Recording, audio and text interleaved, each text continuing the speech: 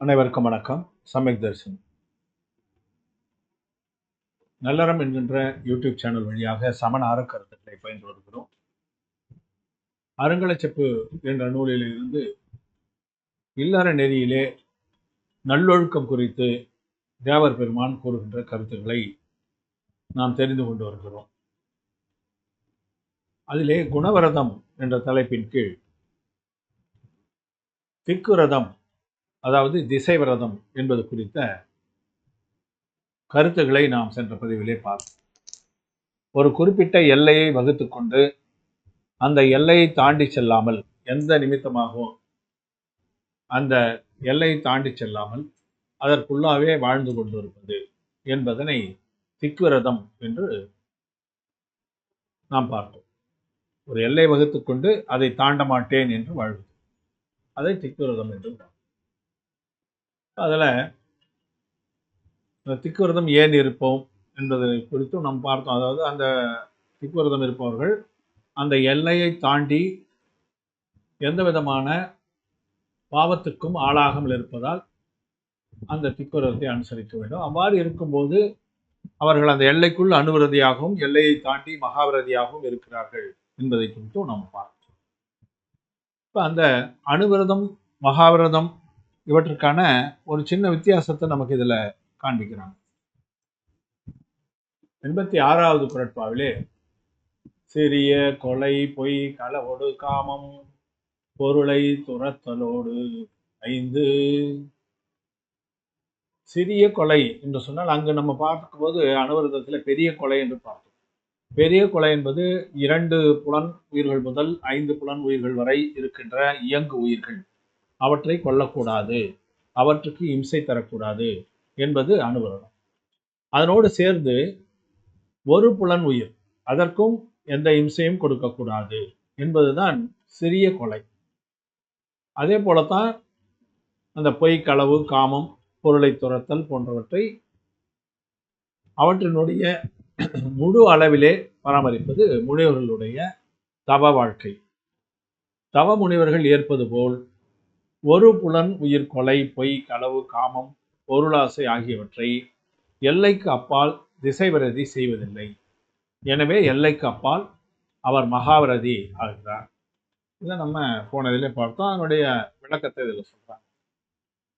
இதற்கான அந்த மாதிரி கூறுவது எப்படி? அணுவிரதி என்றால் யார், மகாவிரதி என்றால் யார், அது எதை பொறுத்து அமைந்திருக்கிறது என்பது குறித்து நம்ம திரவிய சங்கிரகம் பார்க்கும்போதும் பார்த்திருக்கிறோம். இப்போது இந்த ரத்னகடல் சிராவச்சாரம் 71வது காதையிலே அதற்கான ஒரு சின்ன விளக்கமானது உரை நூல்களிலே கூறப்பட்டிருக்கு. பிரத்யாக்கியான தனுத்வான் மந்தராச்சரண மோக பரிணாமா சத்வேன துரவதாரா மகாவிரத்யாய பிரக்லப்யந்தே. அந்த அணுவிரதம், மகாவிரதம் போன்றவை கஷாயங்களோட தன்மையோடு தொடர்புடையது.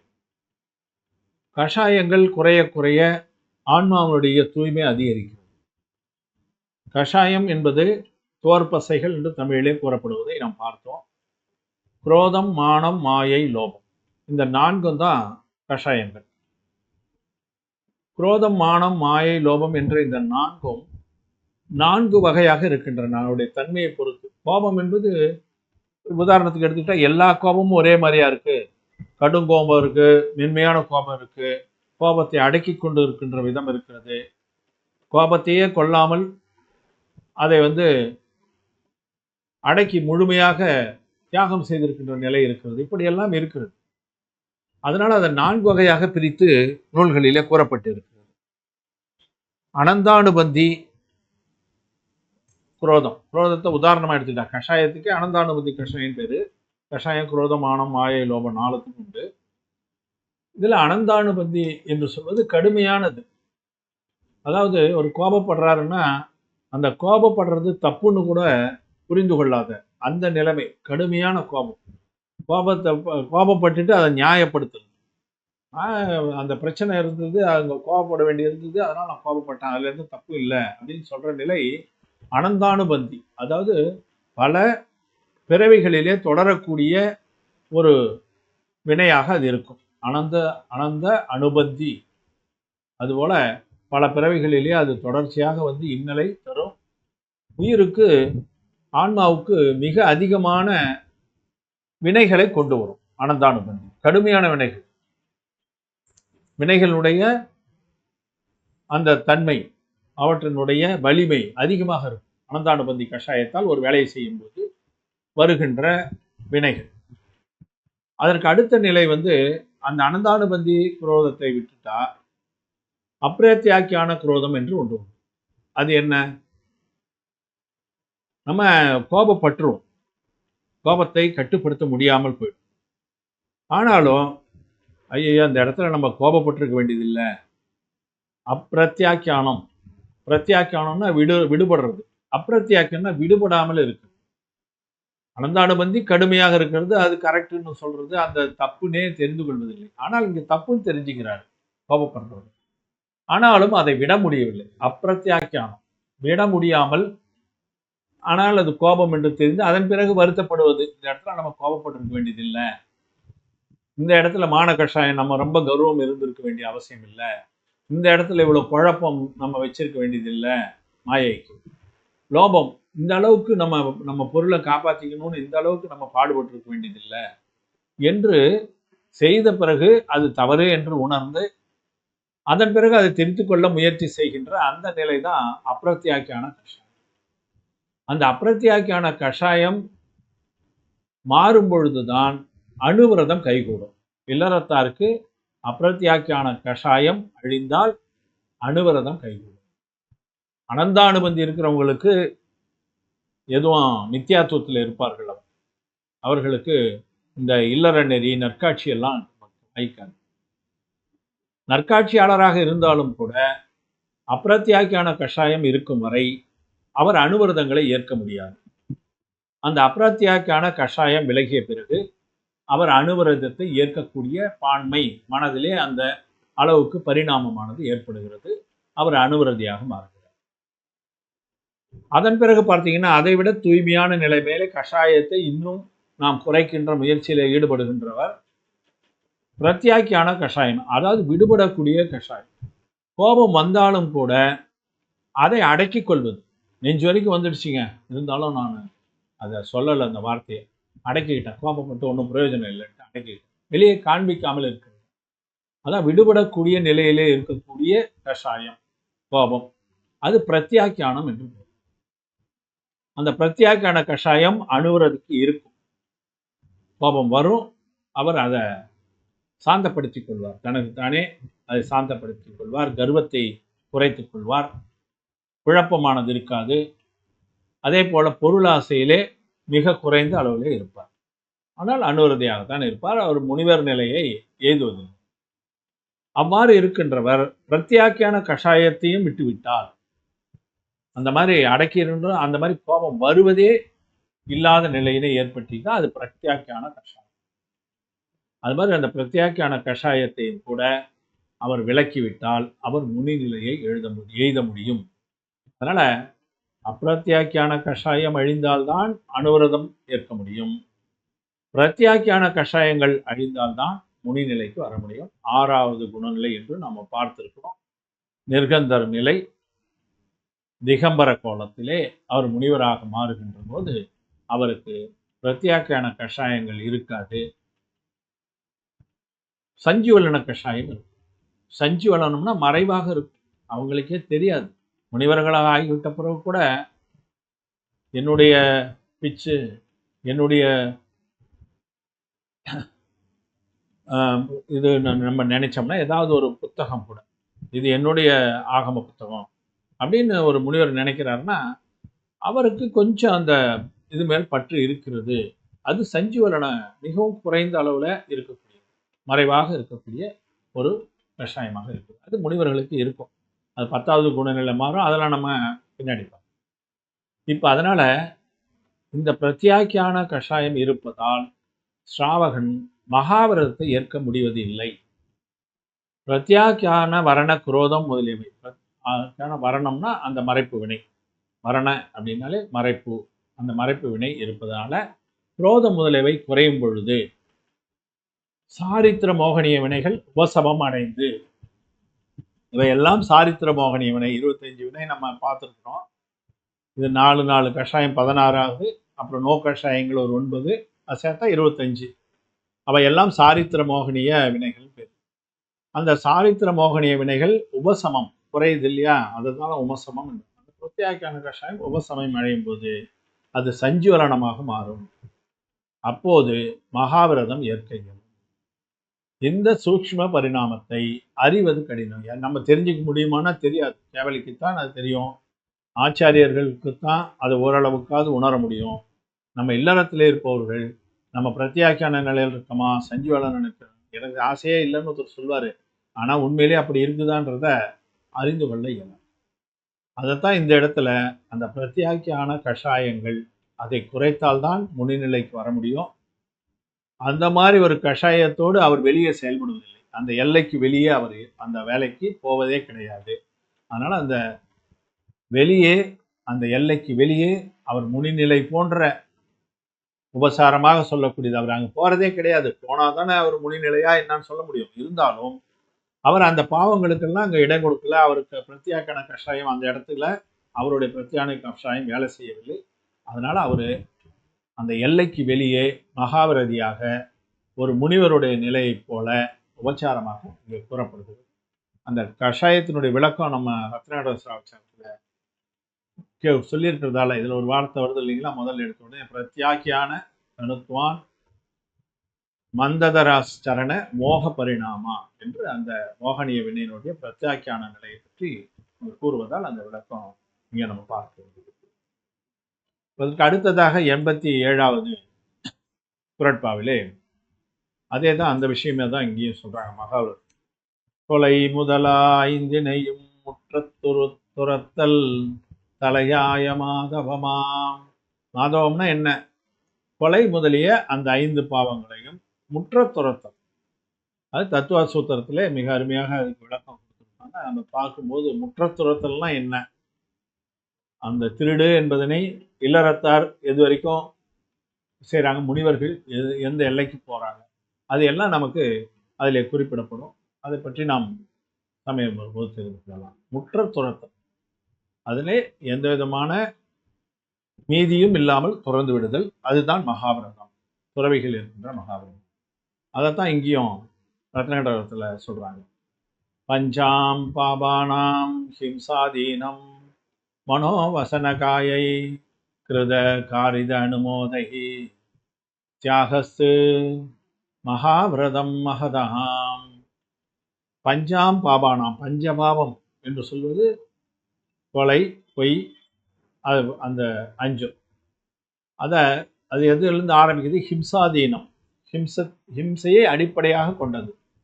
அதுலேயும் எப்படின்னா மனவசன காயத்தால் செய்வது. மனதிலேயும் கூட அந்த ஹிம்சை எண்ணம் இருக்கக்கூடாது, பேச்சிலையும் இருக்கக்கூடாது, செயல்பாட்டிலையும் இருக்கக்கூடாது. அதே நேரத்தில் கிருத காரித அனுமோதம், அதையும் நம்ம பார்த்துருக்கோம். கிருதம் என்றால் தானே செய்வது, காரிதம் என்றால் பிறர் மூலம் செய்வது, அனுமோதம் என்றால் பிறருக்கு செய்ய அனுமதிப்பது. இல்லாட்டி அவங்க செய்துட்டு வந்தா அது பரவாயில்ல, அதை பற்றி நான் செய்யலை, நான் சொல்லவும் செய்யலை, ஆனால் செய்துட்டு வந்திருக்கிறேன், அதை பற்றி தப்பு கிடையாது அப்படின்னு சொன்னாலும் அதை ஆமோதிக்கிற மாதிரி, அவர் செய்த தப்பான காரியத்தை மனவசன காயத்தால் செய்த இம்சையை ஆமோதிக்கிற மாதிரி, அதுதான் அனுமோதம். அதில் அந்த 3ஆலையும் செய்யக்கூடாது. மனவசன காயத்தாலையும் செய்யக்கூடாது, கிருதக்காரித அனுமோதம், செய்தல், செய்வித்தல், அனுமதித்தல், அந்த 3ஆலையும் செய்யக்கூடாது. அவ்வாறு அந்த 5 பாவங்களையும் செய்யாமல் இருப்பதுதான் மிக தூய்மையான முனிநிலையிலே இருக்கக்கூடியது. அதை தான் மகதாம், மகாவிரதம் மகதாம் என்று. தியாகஸ்து, தியாகம் செய்ய வேண்டும். எதை? அந்த 5 பாவங்களையும் தியாகம் செய்வதுதான் மகாவிரதம் என்று நமக்கு ஆச்சாரியர் சம்பந்தப்பட்ட கூறுகிறார். இம்சை முதலான 5 பாவங்களையும் மனம், மொழி, உடல் ஆகியவற்றால் செய்தல், செய்வித்தல், உடன்படல், கிருதம், காரிதம், அனுமோதம் மூலம் முழுமையாக தியாகம் செய்தல் மகாவிரதம் என்று கூறப்படும். இப்ப இந்த திக்கு விரதத்துக்கு வழக்கமா நம்ம எல்லா விரதத்துக்கும் 5 அதிசாரங்கள் அதாவது அந்த விரதத்தை மீறுது. இந்த செயலை செய்தால் அந்த விரதத்தை மீறியதாயிடும். அதுபோல 5 அதிசாரங்களை நம்ம பார்த்துக்கிட்டே தான் வரோம். இந்த குணவிரதத்துல முதல் விரதமாக இருக்கக்கூடிய திக் விரதத்துல, அதாவது திசை விரதத்திற்கும் 5 அதிசாரங்கள் இருக்கு. அவை என்ன? 88வது குறட்பா கூறுவது, இடம் பெருக்கல், எல்லை மறத்தல், கீழ்மேலோடு உடன் இருத்தல், பக்கம் இறப்பு. அதுல 5 வகையாக சொல்லுவது. இடம் பெருக்கல்.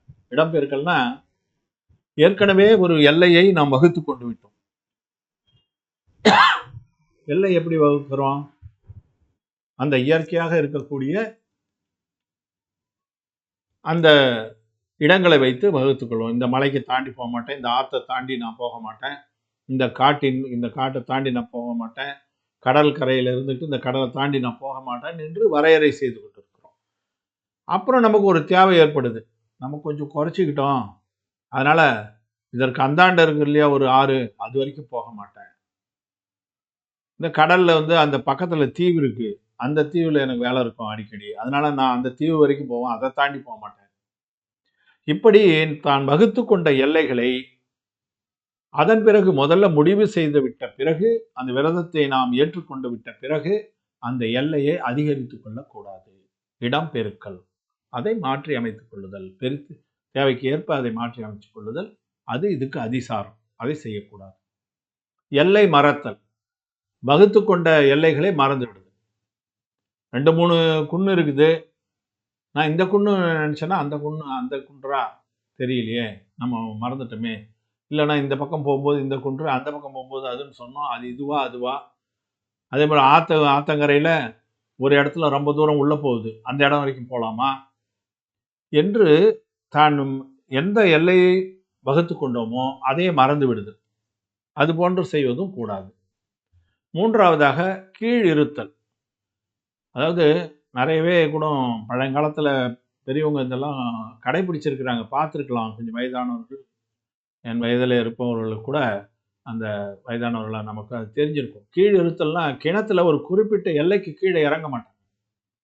பெரியவங்க பார்த்தீங்கன்னா நம்ம தாத்தா காலத்தில் அப்படியெல்லாம் இருந்ததாக கேள்விப்பட்டு இருக்கிறோம், பார்த்து கூட இருக்கலாம், ஞாபகம் இல்லை. கீழ் இருத்தல், ஒரு கிணறு, ஏரி போன்ற இடங்களில் இவ்வளவுதான் நான் இறங்குவேன், இந்த அளவுக்கு கீழே இறங்க மாட்டேன். அப்போல்லாம் வயலை சுற்றி பார்த்துட்டு அங்கே குளிச்சுட்டு, கிணத்துல குளிச்சுட்டு, துணியை துவைச்சிட்டு போத்திக்கின்னு வருவாங்க. ஊருக்கு வரும்போது பார்த்தீங்கன்னா தெரியும் பெரியவங்களாம். அப்போவும் அந்த கிணறுல அதுக்கப்புறம் அது தண்ணி இல்லாமல் போய் கொஞ்சம் அடியில் நோண்ட வேண்டியதாக இருக்கலாம், இன்னும் ஆழமாக போயிருக்கலாம்.